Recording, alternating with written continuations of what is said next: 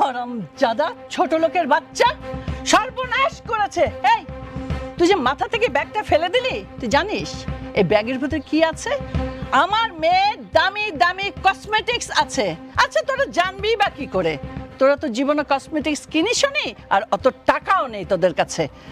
আসলে ওই আমি ইচ্ছা করে ফেলাই না, মাথা দিয়ে নামাই থেকে হাত ফসকে পড়ে গেছে। আবার তর্ক করছিস, মুখে মুখে অন্যায় করবি আবার তর্কও করবি। এই আপনি একই তো অন্যায় করছেন, আবার বেশি বেশি কথা কইতাছেন। এই জায়গায় দাঁড়াই না থেকে যান বাজার করে নিয়ে আসেন।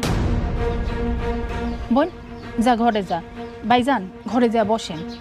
আসো আসো, আমার সাথে ভিতরে আসো। যাও জামাই যাও, যাও আগে যাও। যা। কি ব্যাপার?